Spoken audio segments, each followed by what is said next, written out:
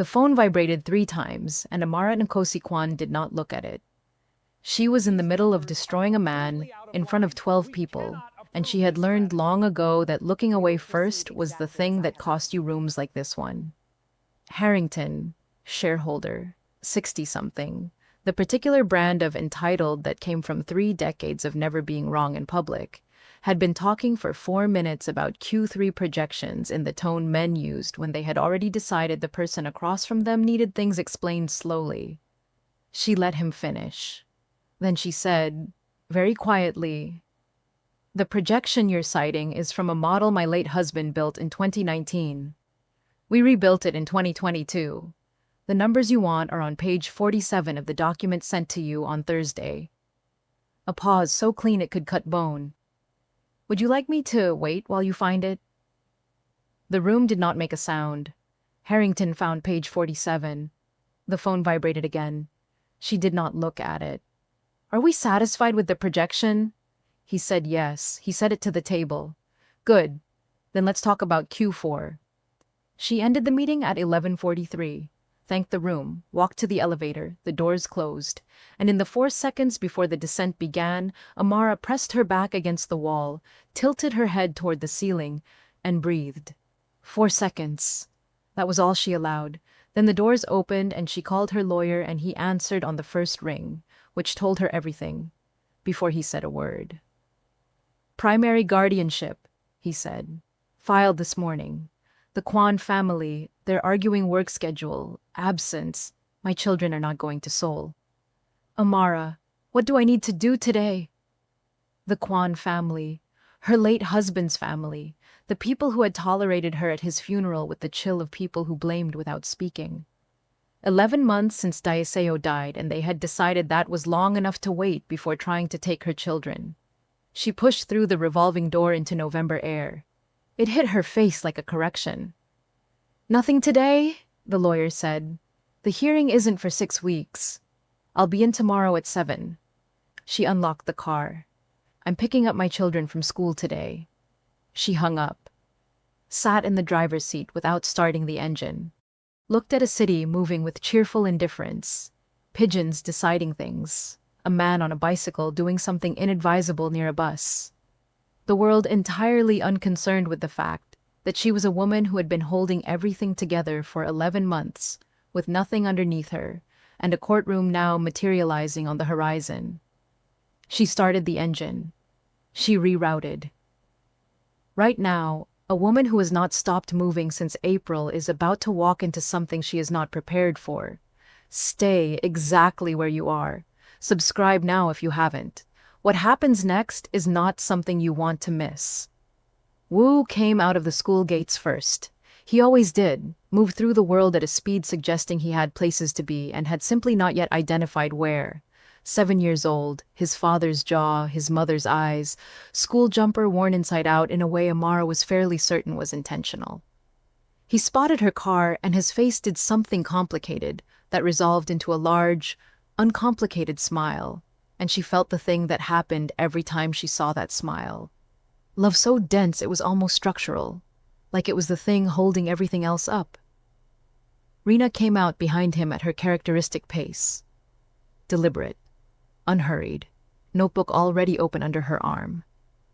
Amara had stopped asking what was in the notebook after Rena explained that some information was being gathered and processed and was not yet ready for sharing, delivered with such calm authority that Amara had simply nodded and made a mental note that her daughter was going to be either extraordinary or exhausting and very probably both.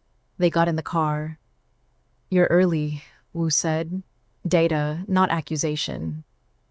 "I thought I'd pick you up." "You never pick us up on Tuesdays." "I do today." He considered this. Then, "Mrs. Okafor says I have a spatial awareness issue, but I think she means she has a spatial awareness issue about where I belong in the classroom, and we just see it differently." Amara looked at him in the rearview mirror. "What did you do?" "I rearranged the reading corner. So it made more sense." "And Mrs. Okafor didn't ask you to do that." "She didn't ask me not to," from the other seat. Without looking up, Rena said, "He moved everything 3 feet to the left." She walked into a beanbag. It was better 3 feet to the left. She was carrying hot tea. Amara pressed her lips together and did not smile.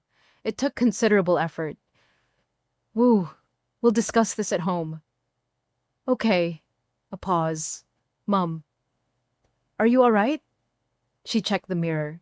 He was watching her with the particular attention he had developed over 11 months.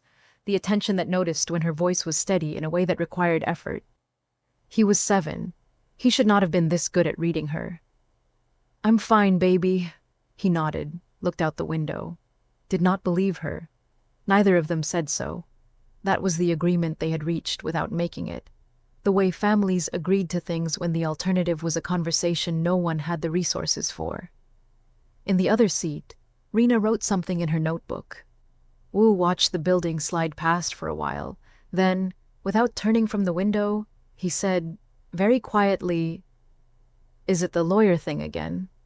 Amara's hands tightened slightly on the wheel before she could stop them. What lawyer thing? The thing where you talk in the hallway in the voice you use for the office, but you're holding the phone like it's hot. He finally looked at her in the mirror. You did it 3 times this month. She said nothing for a moment. The traffic light ahead turned amber and she slowed, grateful for a reason to look at the road instead of her son's face. It's nothing you need to worry about, she said. Okay, Wu said, in the tone of someone filing information, rather than accepting a conclusion. Rena, beside him, did not look up from her notebook, but her pen had stopped moving, which Amara noticed and chose not to comment on, because there were only so many things she could carry into one car ride. The park was Daiseo's idea first. He had found it the way he found most things, by being early somewhere and deciding that the time before could be spent discovering something. He had taken Amara there on their 3rd date, the fountain and the old oak on the east side, and the coffee from the vendor at the gate who called everyone friend regardless of whether they were. Daiseo had stood by the fountain and said it sounded like the river near his grandmother's house in Gwangju, and Amara had said she wouldn't know, having never been to Gwangju, and he had said, with the particular smile he deployed when he had decided something, that they should go, and she should hear it for herself. They never went. She brought the twins every Saturday, because they had asked her to, 6 weeks after the funeral, standing in the kitchen in their pajamas with the united front they presented when they had decided something together. Rena had done the talking. Wu had provided visual support. Rena had said that they wanted to go somewhere Appa liked on Saturdays, and they thought the park would be appropriate. She had used the word appropriate. She was 5. That had been 47 Saturdays ago, and Amara had not missed one, and if the Kwan family's lawyers wanted to characterize her work schedule as evidence of absence, they were welcome to come to this park at 9 on a Saturday morning and explain to her, in front of her children and the fountain, that sounded like a river in Gwangju, exactly what they thought they were looking at. They arrived at 8:54 that Saturday, and Wu was out of the car before it fully stopped, which she had told him not to do 47 times, and Rena followed at her characteristic pace, notebook already open, and Amara locked the car and breathed in the cold air and felt, the way she always did here, something that was not peace, exactly, but was the nearest available approximation. The vendor at the gate lifted a hand in greeting. He did this every week, called her friend without ever asking her name, and there was something steadying in that, a man who didn't need her credentials to be kind to her. She did not notice the man on the bench until Wu had already noticed him. Wu noticed everything first. It was his nature. He processed the world at a speed that meant by the time Amara's attention arrived somewhere, Wu had already formed an opinion, drafted a follow-up question, and begun gathering evidence. He was standing 3 feet from the bench near the east oak, studying the man sitting on it with the frank assessment of a child who had not yet fully learned that staring was considered rude and had filed the warning under information that was interesting, but not actionable. The man was Korean, mid-30s. He held his coffee cup the way people held things they didn't intend to drink, as a reason to have something in their hands. He wasn't doing anything. He was looking at the fountain. He had the kind of stillness that wasn't relaxed. She recognized it because she produced it herself, the stillness of someone holding a great deal very carefully, who had learned that movement disturbed the arrangement. Rena appeared at Amara's elbow. Wu is staring at someone. I can see that. I think he's about to start a conversation. I know. Should we? Wu said to the man on the bench, at full volume and without preamble. You're doing our mum's face. Amara closed her eyes briefly. The man looked up. He had dark eyes and the expression of someone who had been somewhere else entirely and had just been recalled. He looked at Wu. He said, Sorry? Rena, apparently deciding that reconnaissance had concluded and active engagement was now appropriate, walked forward and positioned herself to the man's left with the calm of someone arriving at a meeting they had already prepared for. Her, I'm fine, but I'm deeply not fine face, she said. She does it and then goes very quiet and burns things in the kitchen. Wu nodded with great gravity. She burned rice last week. Just rice, Rena confirmed. Regular rice. Somehow. We don't talk about the rice, Wu said, a silence in which the fountain continued its business, and a pigeon investigated something near the path, and the man on the bench looked between the two children with an expression that Amara, arriving to collect her children with the apologetic speed of someone used to collecting them from situations they had created, could only describe as carefully recalibrated. Do you burn things? Wu asked. He asked it with the genuine curiosity of a scientist pursuing a hypothesis.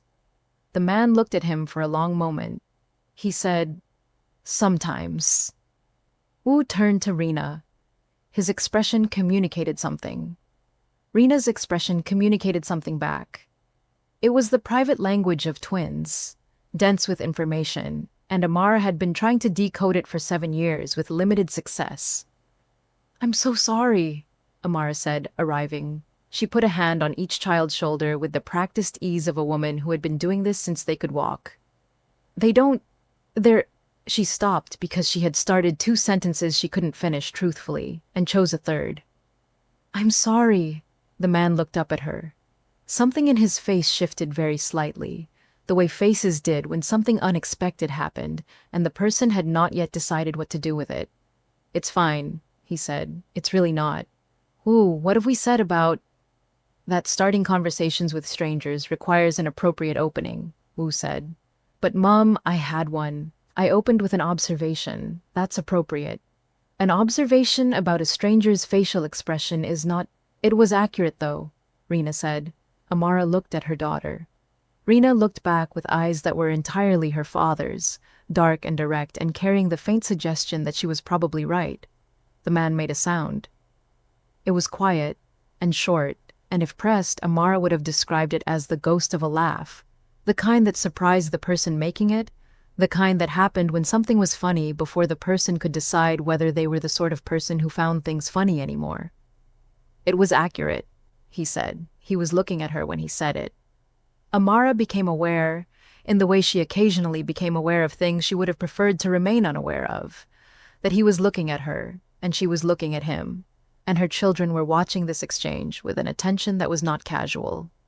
She said, Amara, she offered her hand. She did not say her last name. She did not say what she did. She did not say any of the things she usually said because she was, on Saturday mornings at this park, not those things. She was just Amara. He took her hand. Junseo. He said it the Korean way, even-toned, not performing it for her, just saying it, which she appreciated without being able to explain why. Baek Junseo. Do you come here often? Wu asked. Wu. It's a valid question, Mum. We need to establish. Wu. He subsided. He subsided with the particular energy of someone who was not abandoning the line of inquiry, but was merely tabling it for a more appropriate moment. Junseo said, I come most Saturdays. Amara looked at him. She had been coming most Saturdays for 47 weeks, and she had not seen him before. She filed this without commenting on it. We come every Saturday, Rena said. Our dad liked this park. The sentence landed in the air between all 4 of them with the weight sentences like that had. Junseo said, Mine too. Then a half-beat later, as if he'd surprised himself. My family says they liked it here. Rena looked at him with those direct dark eyes and said simply, oh. They were quiet for a moment, all four of them, and the fountain did what fountains do, and the oak tree existed in the unconcerned way of very old things. And Amara sat down on the bench. Not next to him. There was reasonable space between them, because she was tired in the bone-deep way she was tired every Saturday morning by this point in the week, and because her children had already established a foothold in this man's mourning, that she was not going to be able to dislodge without a scene, and because he had said my family liked it here in a tone she recognized. She recognized it because it was the tone of the past tense that meant something specific, not the past tense of things that had moved or changed. The other one. They sat. The twins settled at the edge of the fountain with the natural ease of children who decided things about spaces immediately. Wu examining something in the gravel with scientific interest, Rena writing in her notebook. Amara and Junseo sat in adjacent silences that were, which she noticed and did not mention, oddly companionable for two people who did not know each other. He did not ask what she did. She did not ask what he did. They did not perform the usual catalogue of questions through which strangers established whether the other was worth knowing. They watched her children and drank their coffee, and the morning went by, and when it was time to leave, she stood and called the twins, and he stood also, and they looked at each other. Same time next week? Wu asked Junseo. He asked it with enormous casualness, which meant he had thought about it. Junseo looked at Amara. She said, we're here every Saturday. He nodded. Then I'll see you Saturday. Neither of them acknowledged what had just been agreed to. That was, she would come to understand exactly how they would always operate. The important things said sideways, quietly, in the spaces between the direct ones. On the walk back to the car, Wu fell into step beside Rena and said, very quietly so only she could hear, he's like us. Rena had said, I know. Not exactly like us, but the same shape of it. I know. Wu had thought about this for the rest of the walk, and then, as Amara unlocked the car, he had leaned over to Rena and said, he burns things too. Rena had opened her notebook and written something. She did not show it to Wu. She did not show it to anyone. But the page, if you could have seen it, would have shown a provisional score of 8.5 and a single note beneath it, monitoring. That evening, after dinner and bath and the long negotiation that was bedtime, Amara had stood outside Rena's door and heard, through the gap, two voices conferring in the low, urgent register of children who believed they could not be heard. 8.5 is too high for one meeting, Wu was saying. It's not too high. It's accurate. You gave the man at the farmer's market a 2 and he gave us free strawberries. The man at the farmer's market called Mum sweetheart, in a voice that made her face do the thing. This is different. A pause. Then Wu, quieter. Do you think he's sad about the same kind of thing as us? I don't know yet, Rena had said. That's why it's provisional. Amara had stood very still in the hallway for a long moment, her hand not quite touching the door, and then she had gone back downstairs without knocking, because some conversations were not yet hers to interrupt. Rena's notebook had a system. She had developed it over the course of the previous 8 months, after she had decided that some information was too important to leave to memory and too private to share out loud. The notebook had sections. Section 1 was observations. Section 2 was questions. Section 3 was what she called, in her careful 7-year-old handwriting, the operation. The operation had a full name. The full name was Operation Give Mum a Person. Rena had named it on a Wednesday in September after observing, over a period of several weeks, that her mother moved through the house the way large ships move through water, powerfully, and in a way that left awake, but ultimately alone. She had discussed this with Wu. Wu had said that was a very accurate description, and that they should do something about it. Rena had said she already had a plan. Wu had not been surprised. The assessment criteria for a candidate were as follows, written in the notebook in purple pen. 1. Does not look at mom like she is a problem to manage. 2. Is sad in a way that makes sense, not in a scary way. 3. Good at listening. 4. Does not say, wow, you're so strong, because mom makes the face when people say that. 5. Burns things sometimes. This criterion had been added that Saturday. Rina had her reasons. Baek Junseo currently scored a provisional 8.5. The half point was withheld pending further assessment, which Wu thought was harsh, but Rina said they could not afford to be hasty about something this important. Wu's contribution to the operation was primarily field-based. He was, as Rina had correctly identified, better at first contact. He had what she clinically described as a non-threatening approach. Wu had said he preferred the phrase open and inviting personal energy, and Rina had said that was the same thing, and he had said it wasn't, and they had tabled the disagreement because they had operational priorities. The following 3 Saturdays proceeded with what Rina described in her debrief notes as successful intelligence gathering. Junseo was always on the bench when they arrived. He always had coffee. He always gave the impression of someone who had been there for a while, without it being clear why. Wu had established through careful investigation that Junseo worked as a delivery driver, that he liked the fountain specifically, and that he had once eaten an entire packet of convenience store ramyun for dinner because he had forgotten to buy actual food, which Wu reported to Rina as deeply relatable. Rina noted it under evidence of manageable sadness, not scary sadness.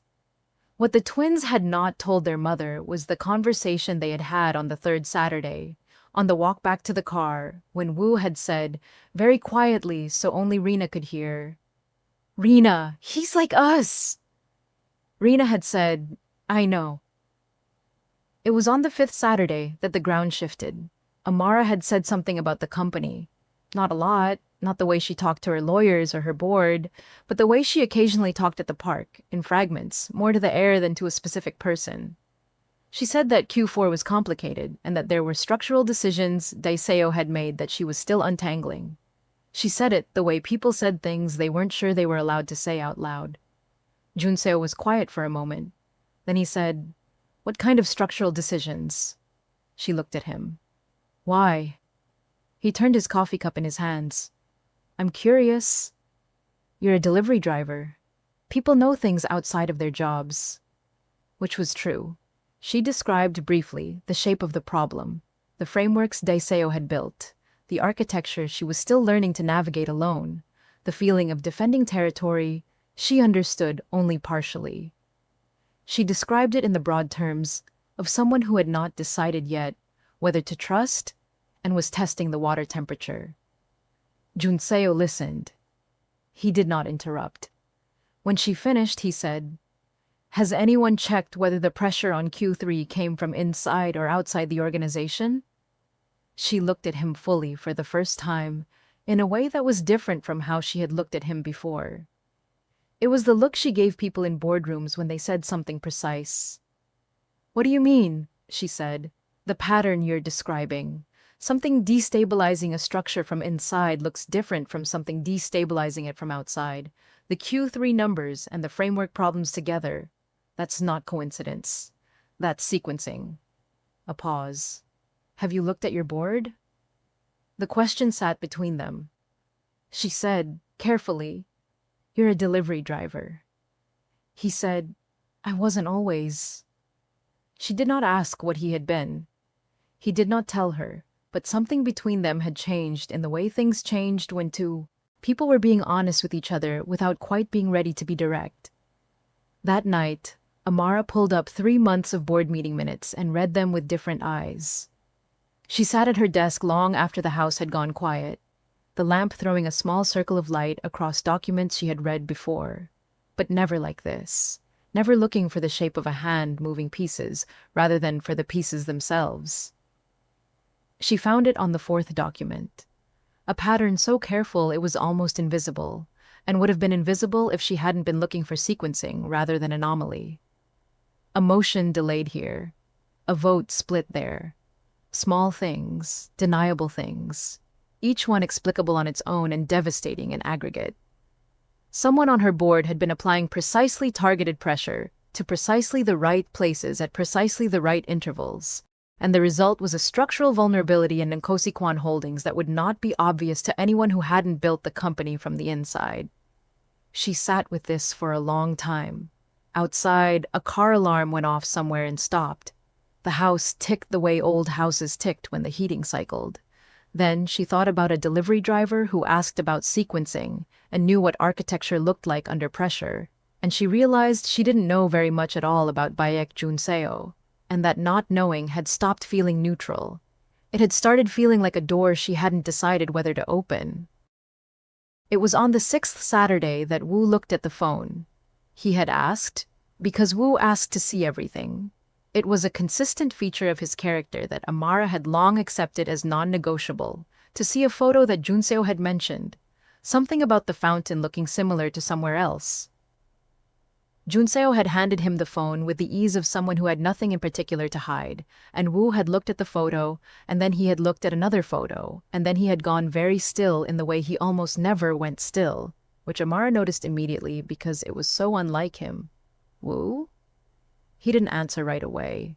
He was looking at the screen with the particular focus he usually reserved for things of extreme importance, his small face serious in a way that made him look, for a moment, precisely like his father. Wu, what? He looked up. He looked at Junseo. He said in a voice that was careful and quiet and entirely unlike his normal register, "That's you. In the back. In the group photo."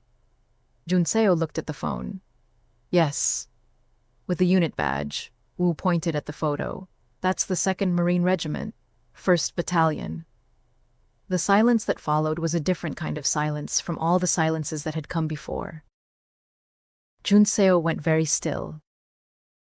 Something moved behind his eyes that had nothing to do with the park, the bench, or the morning.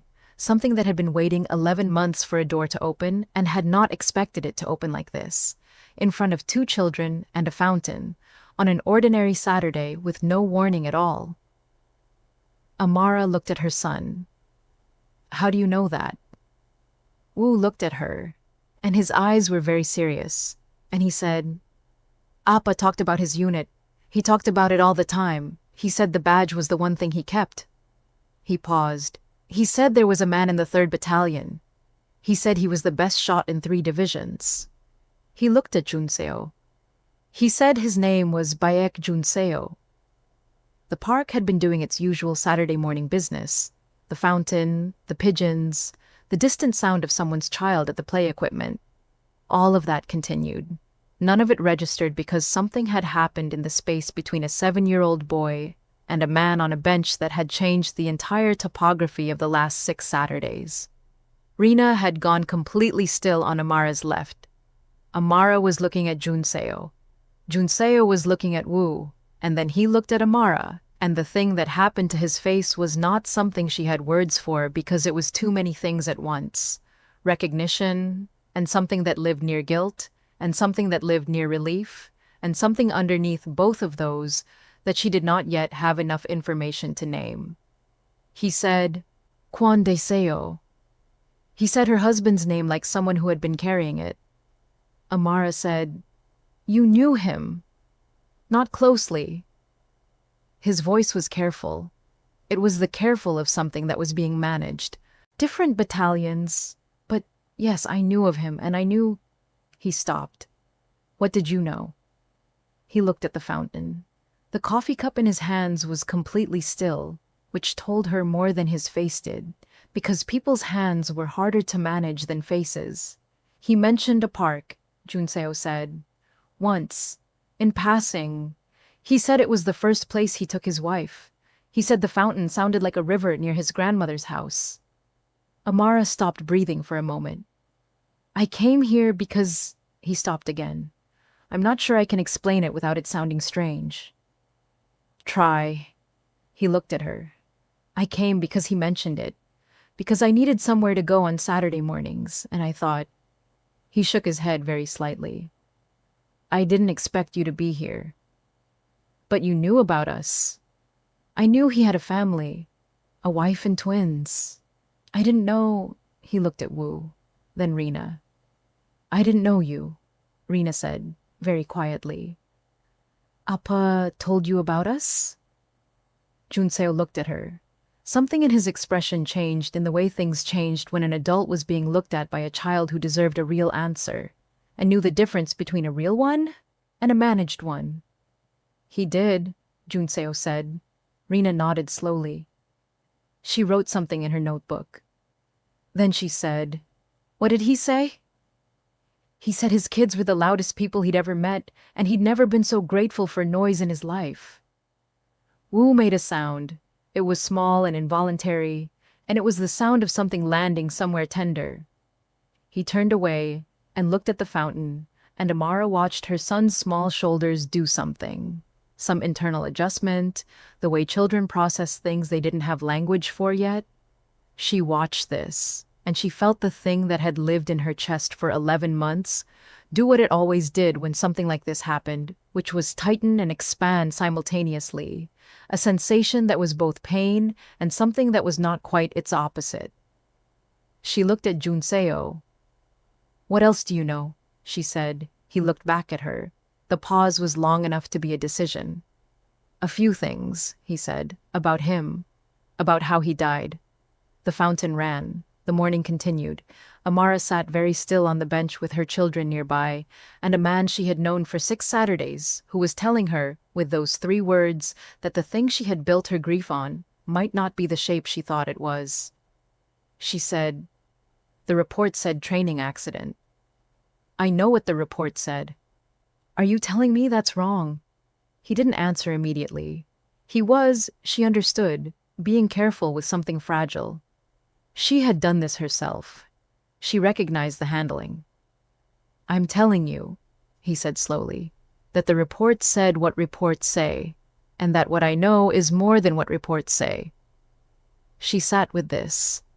11 months of a particular shape of grief, a particular version of her husband's end, clean, accidental, a thing that happened to Marines sometimes because the work was dangerous and the world was not careful. She had built something on that foundation. She had stood on it every day since April. When, she said. He looked at her. When will you tell me? When you're ready. I'm ready now. You're not. He said it gently, without condescension, the way someone said something they knew to be true, about a person they had been watching carefully for 6 weeks. You're in the middle of something. You have a custody case starting in 5 weeks, and a company being undermined from inside, and 2 kids who need you functional. You're not ready now. She wanted to argue. She recognized that he was right, which made her want to argue more, because being right about her was an intimacy she had not agreed to extend, and he had taken it anyway, quietly, without asking. How do you know about the custody case? She said. Wu mentioned it, he said. 2 weeks ago, he said his grandparents wanted to take them somewhere, and his mom wouldn't let them, and there were lawyers involved. He said it with the tone of someone reporting a fact, not asking for help. She looked at her son, who was still looking at the fountain. He worries about you, Junseo said. He tries not to show it. He's 7. I know. He shouldn't. I know. A pause. But he does. They both do. And they're very good at not showing it, which means they've been practicing. This was the most precise thing anyone had said to her in 11 months. It was so precise it hurt in a specific place. She said nothing. Junseo said nothing.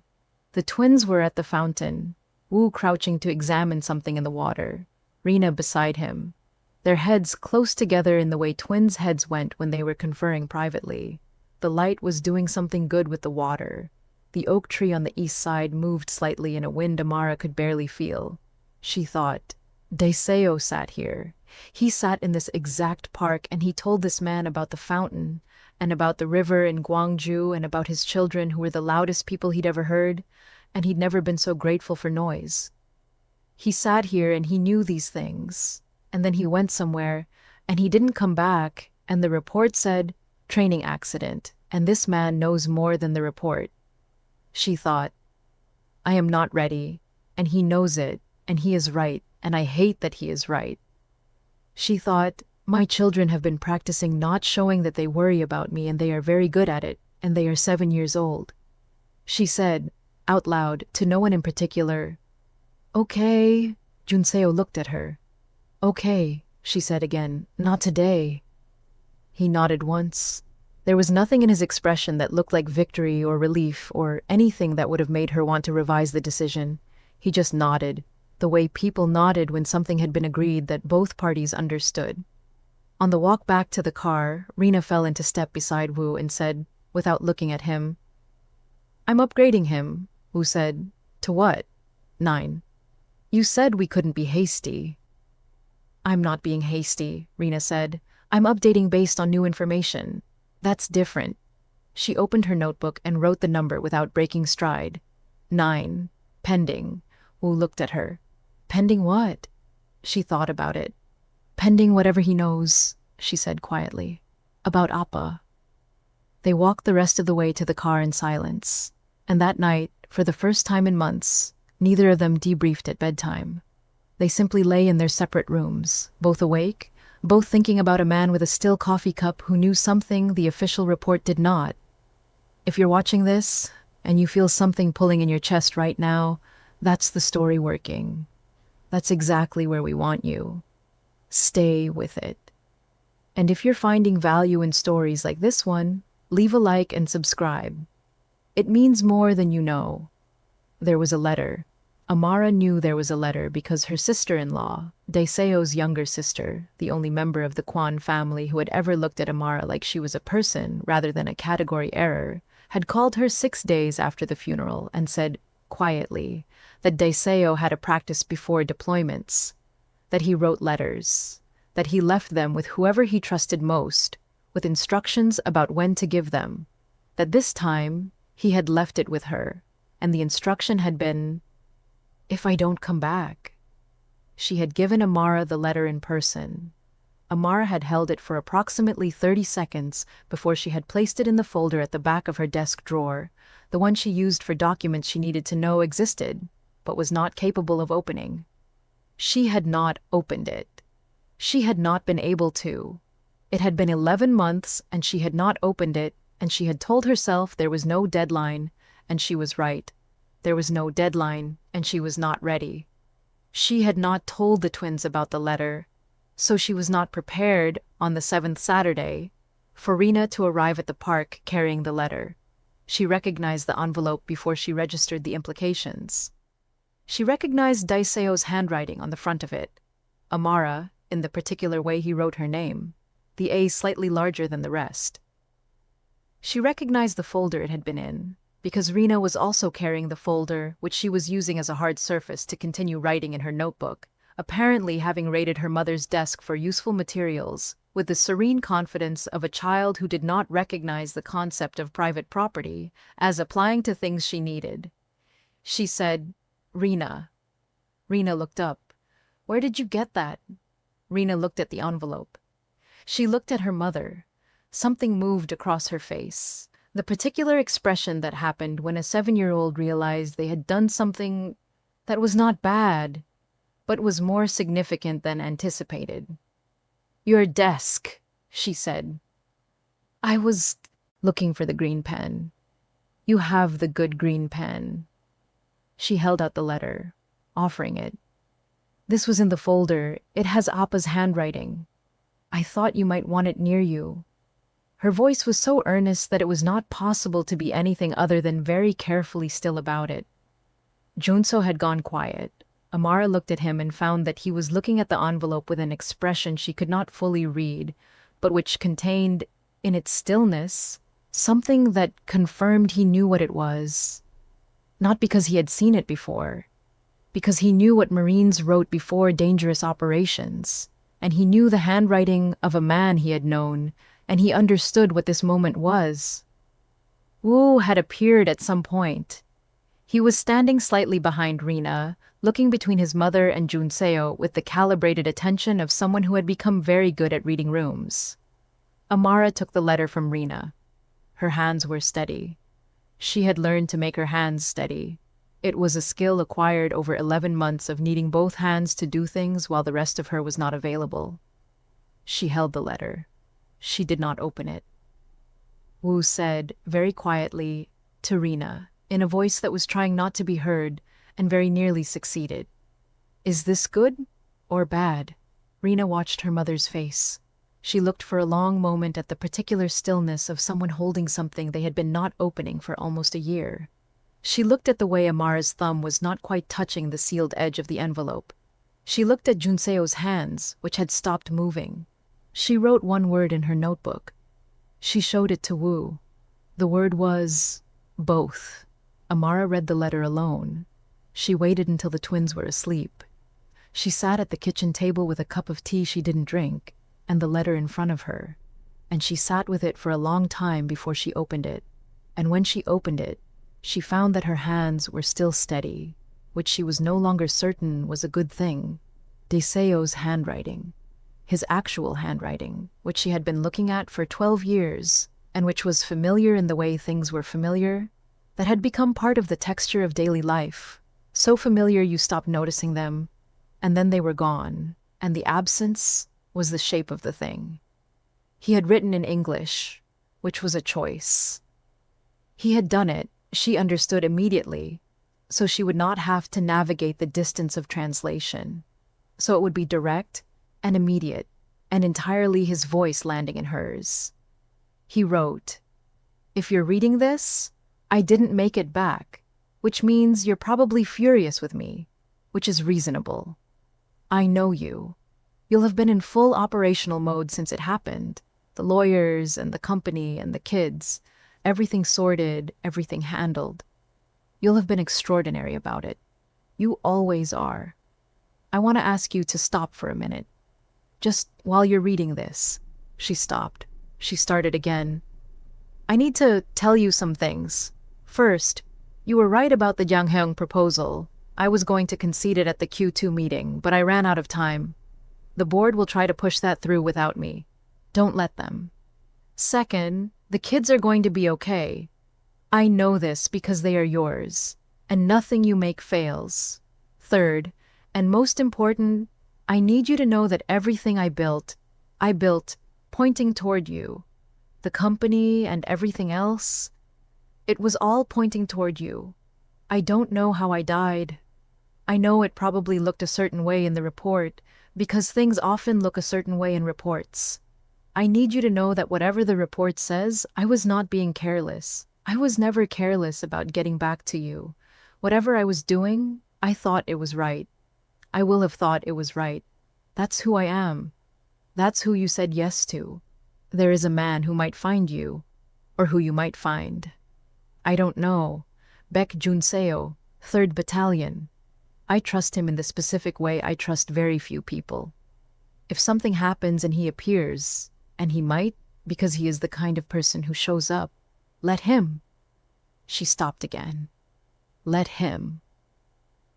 Daeseo had written those 2 words. He had written them before his last deployment, because he was the kind of man who thought about contingencies, who made arrangements, who took care of things in advance, because that was how he loved.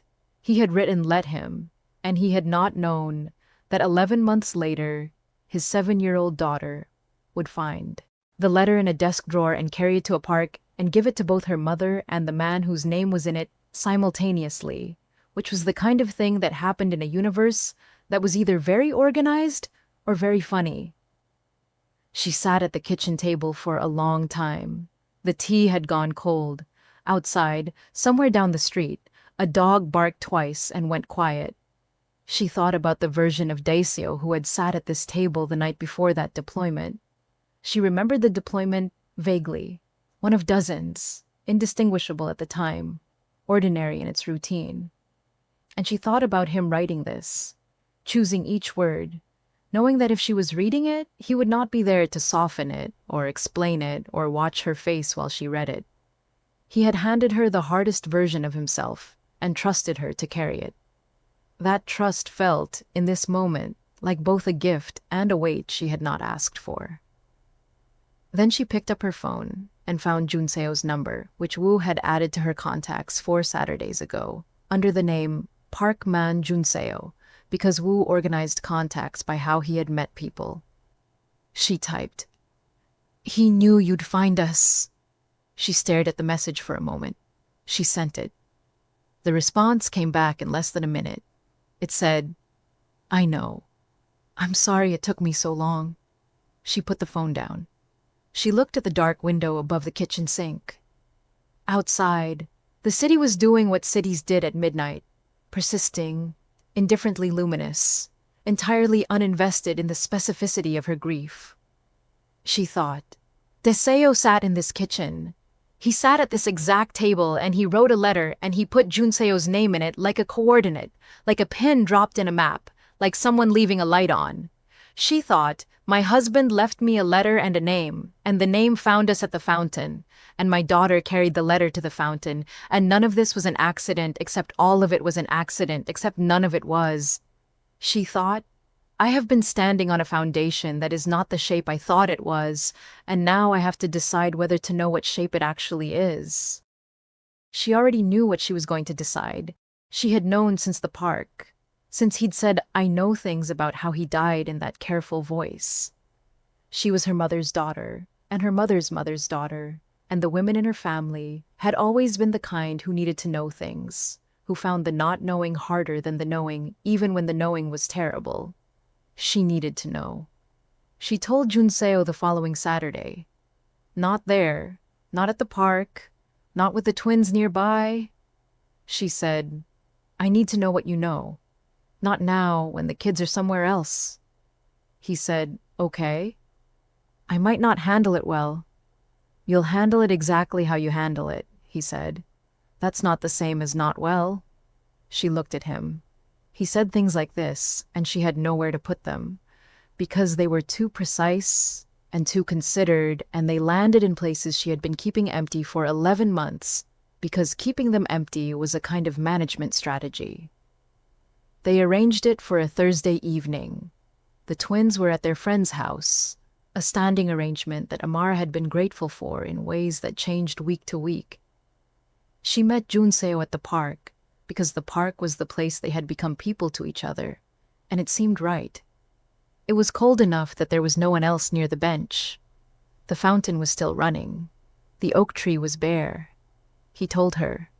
He told her that Daiseo's death was not a training accident, that there had been an operation, unofficial, undocumented, the kind that was proposed in the margins and agreed to in the margins and never made it into any official record because the people who proposed it had not gone through the channels that would have produced a record, that a fellow Marine had been in a situation that was going to become catastrophic if left without intervention, and that intervention was available if someone was willing to take an uncleared risk, that Daiseo had been willing, that he had gone back, that the person he went back for had survived, that others didn't, that Junso had been one of the people who knew.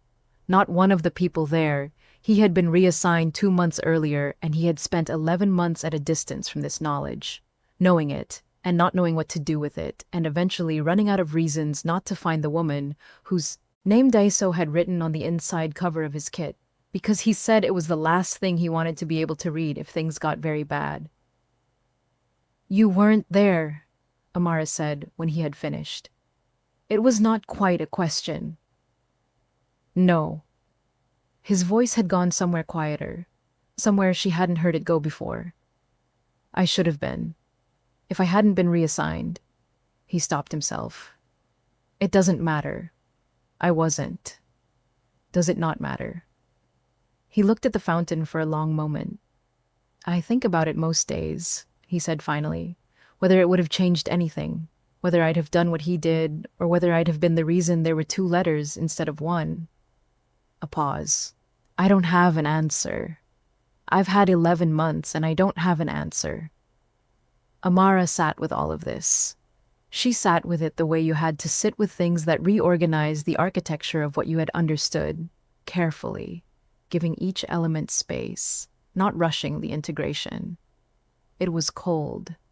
She was aware of the cold in a distant way, the way you were aware of peripherals when the center was consuming most of the available processing. She said, finally. He knew it was dangerous. Yes. He went anyway. Yes. Because someone needed him to. Yes. She nodded slowly. She looked at the fountain. That's who he was, she said. It was not a question. She knew who he was. She had said yes to who he was.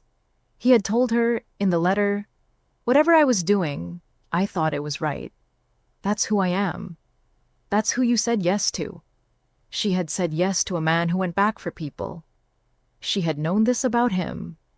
She had loved it about him and feared it about him simultaneously in the particular way of people who loved people who were braver than was always convenient. And you, she said after a moment, is that who you are too, the kind of person who goes back? Junseo was quiet for a long moment. When he spoke, his voice had a different texture to it, something rawer underneath the careful management. I used to think so, he said. I'm not sure anymore. After I lost, he stopped himself, the sentence cutting off so abruptly, it left a visible absence in the air. Amara looked at him. Lost what? He didn't answer right away. The fountain ran. A leaf detached itself from the bare oak and fell, slow and unhurried, the way single leaves did in November when there was no wind to rush them. My wife, he said finally, and my daughter. His voice was very flat, the particular flatness of someone who had said the word so few times that each repetition still cost something.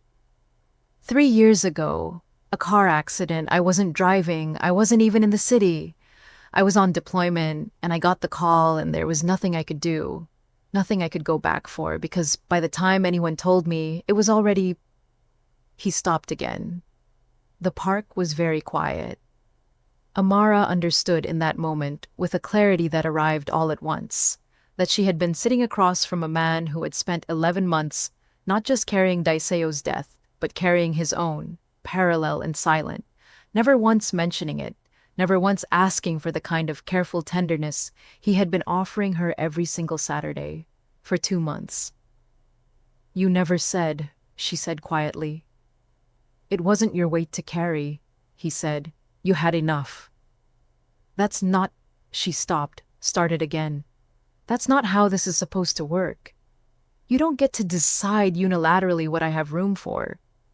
He looked at her, surprised, the way people looked when something true had been said to them plainly, without softening. No, he said slowly.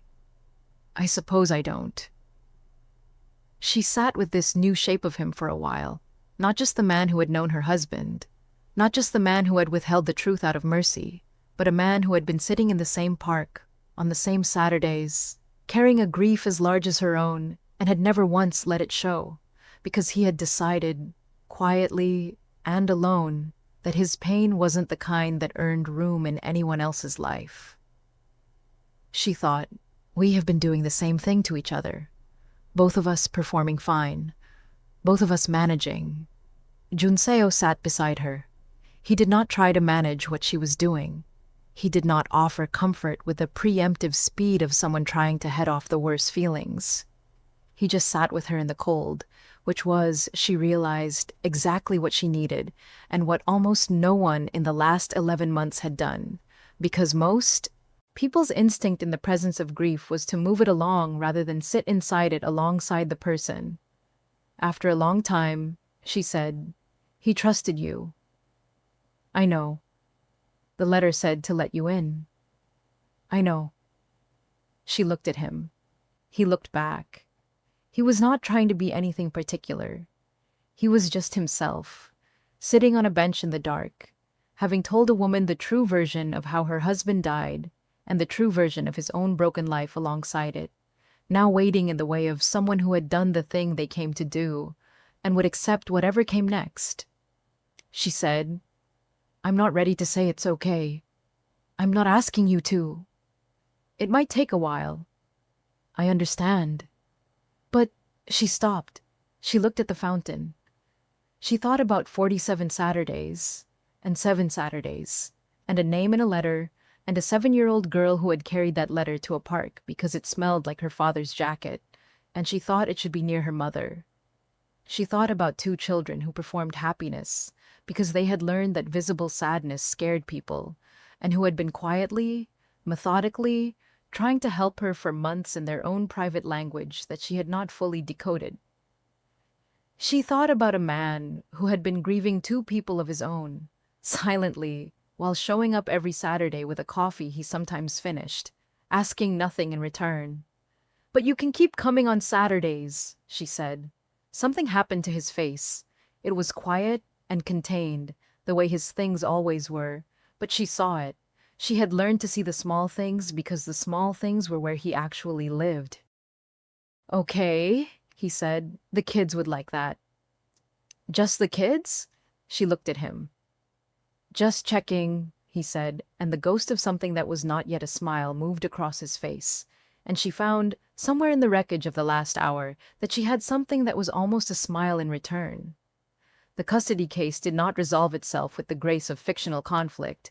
It moved the way legal things moved, in documents and counter-documents, in hearings with fluorescent lighting, in the vocabulary of institutions, in the particular slow pressure of people with resources and lawyers, and decades of practiced grievance.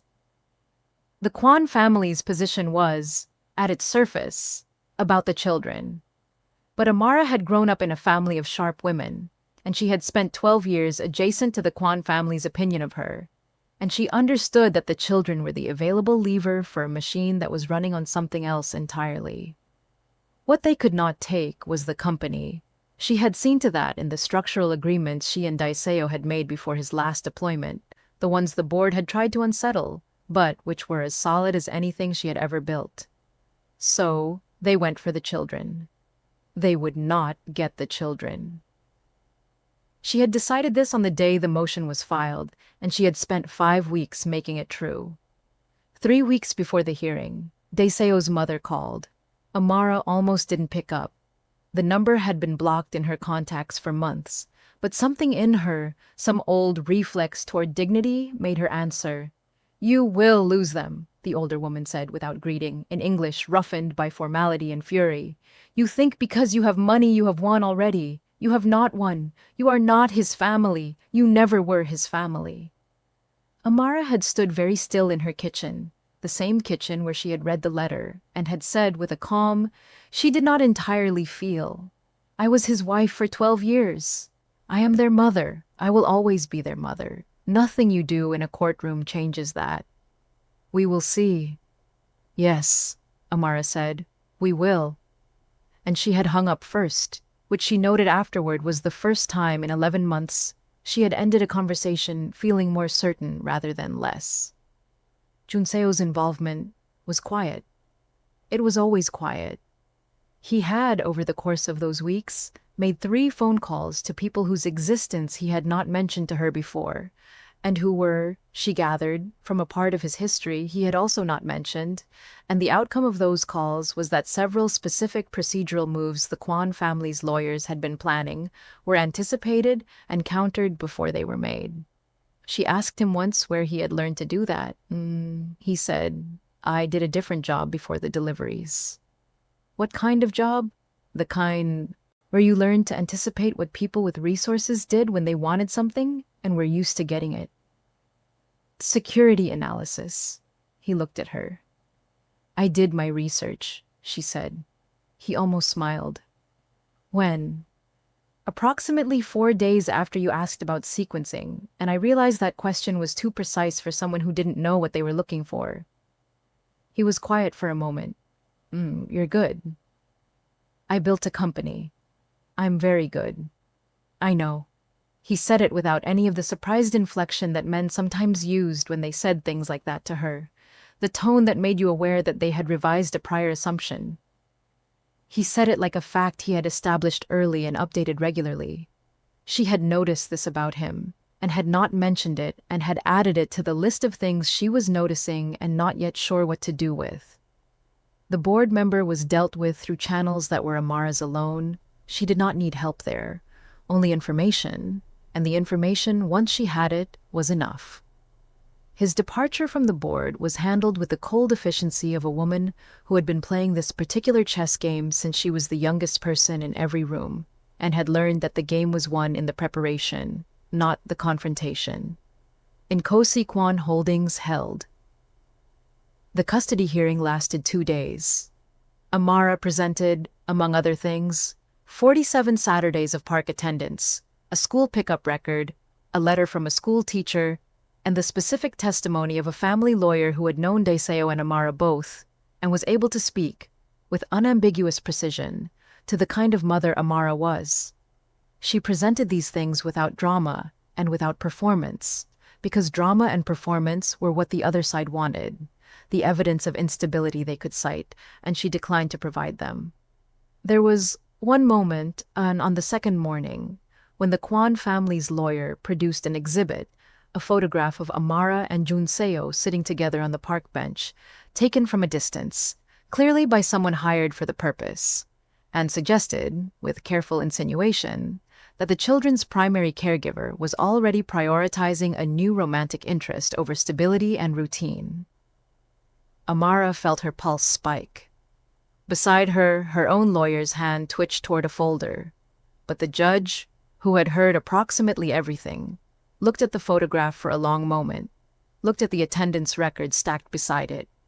47 weeks, then 48, then 49, an unbroken line through every Saturday, including the ones in this photograph, and said dryly, "Counsel, are you suggesting that consistency is now grounds for instability?" The lawyer had no good answer. The judge was a woman in her 60s who had heard approximately everything and whose face conveyed nothing, and whose questions were the questions of someone who had already seen through most of what was in front of her and was establishing the remaining pieces with clinical efficiency. She ruled on the second day. Amara did not collapse in the courthouse. She said thank you to her lawyers. She walked out into the November air, which had been doing this all season, cold and clear and indifferent. She called her assistant. She rescheduled 3 things. She drove to the school, and she picked up her children, and they got in the car, and she said, "You're staying with me?" And Wu said, "We know." And Rena said, "We always knew." And the 3 of them drove home through the city that persisted in its cheerful indifference. And Amara kept both hands on the wheel and her eyes on the road, and did not, the entire way home, cry. She cried later, in the bathroom, with the door locked, for approximately 4 minutes. Then she washed her face and went downstairs and made dinner, and it was not burned, and they sat at the table, and Wu told a joke that was actually funny this time, and Rena wrote something in her notebook and then read it aloud, which she almost never did, because she had decided it was for sharing. She had written, "Things that are ours and staying ours, the house, the park, Saturday, Mum, Junseo, ongoing assessment." Wu said, "I think he should get a 10. Rena considered this very seriously. 9.5, she said. "We're not handing out 10s. What does he have to do to get a 10? Rena thought about it. "Keep showing up," she said. He kept showing up. That was the thing about Baek Junseo that she had learned over the weeks and months that followed. He was not dramatic about being present. He did not make a production of showing up. He was simply there, on the bench, every Saturday, with his coffee, which he sometimes finished now. He came to dinner twice, which was Wu's idea and which Amara agreed to with the composed face of a woman who was making a decision she had already made and was simply filing the paperwork. He sat at their table and ate the food and was, at dinner, the same person he was at the park, quiet without being absent, attentive without performing attention, comfortable with the twins in the specific way of someone who did not talk to children, as if they were a different category of person. The twins talked at him extensively. This was inevitable. Wu explained 3 different theories about the fountain's water circulation. Rena read him something from her notebook that she had decided qualified as shareable information. Wu asked 17 questions about marine training, 12 of which Junseo answered, and 5 of which he said were classified, which Wu immediately added to his notebook under information still to be obtained. "He's very thorough," Junseo said to Amara. once, when the twins were briefly elsewhere. He gets it from his father, she said, then. And me? You especially, he said. She looked at him. He was looking at the table, at his coffee, at something not specifically her, and she thought about all the things she had been not doing for 11 months, all the spaces she had been keeping empty because keeping them empty was a management strategy, and she thought about a letter that said, pointing toward you, and a name that said, let him, and she thought about a man who had mothballed the version of himself that was competent and active and engaged with the world, and had gone to deliver packages and sit on park benches and drink coffee he didn't finish. And she thought about 2 children who had been conducting an intelligence operation for months because they had decided their mother needed someone and had not waited to be told otherwise. She said, Junseo. He looked at her. The twins gave you a 9.5. He raised an eyebrow very slightly. Out of what? 10. They don't give out 10s. It's a policy. What do I have to do to get a 10? She looked at him. Keep showing up, she said. He looked at her for a moment. Something moved through his expression that she had begun to be able to read, the small movements she had spent months learning, because he was not a person whose larger register was easy to access. And what she could read was something that did not need to be named. Yet, because it was still becoming whatever it was going to be, which was its own kind of thing and did not need a category before it was ready for one. Okay, he said, there is a park in this city with a fountain and an old oak on the east side and a vendor at the gate who calls everyone friend. On Saturday mornings, if you arrive before 9, you will find a bench near the oak that is occupied by a man with a paper cup of coffee, and by approximately 9:15, you will find 2 7-year-old children conducting what appears to be field research, but is in fact a continuation of an operation that has been running for some time and is achieving its intended outcomes, and by 9:20, you will find a woman who is the kind of person who reroutes instead of collapsing, sitting on the bench with the particular quality of someone who is in the right place. The fountain does what it does.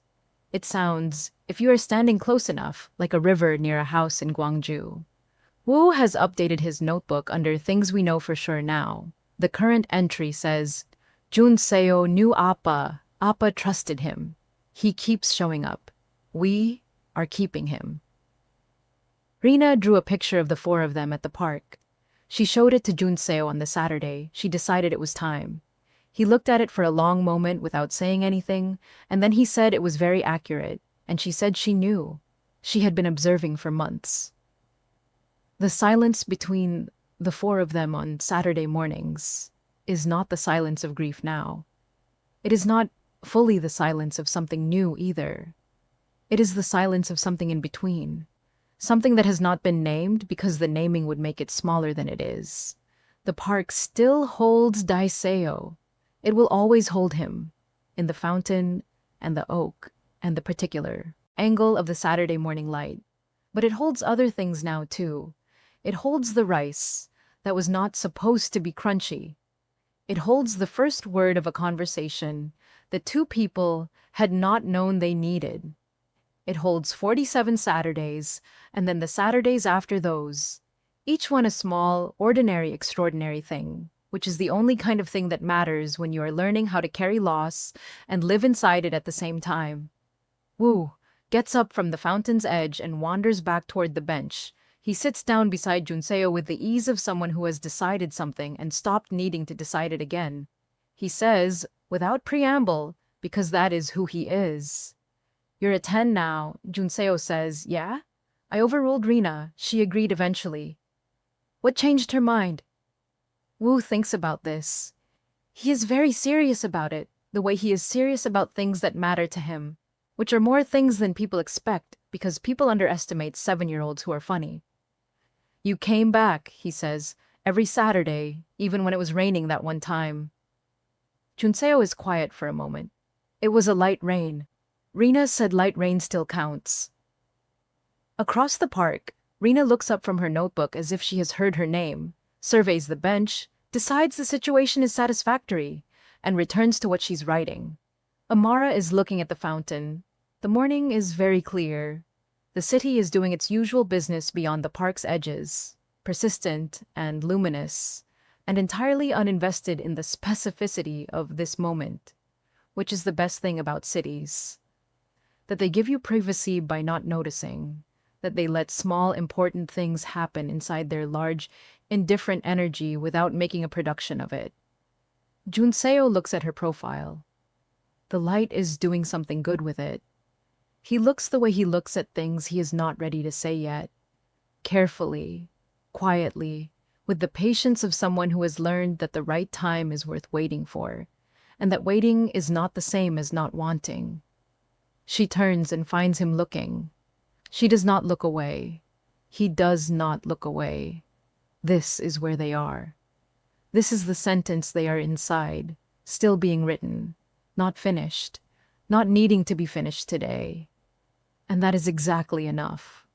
That is, after everything, precisely enough. If you made it to the end of this story, then you already know this wasn't just about two people at a park. It was about what grief actually looks like when it's being lived inside. Not performed, not resolved, not wrapped up, just carried and eventually shared. If something in this story stayed with you, leave a comment below and tell me what it was. Subscribe if you want more stories that don't flinch. And share this with someone who needs to hear that healing doesn't have a deadline, and sometimes it shows up on a Saturday morning with a coffee it doesn't always finish. The park remembers everything. So do we.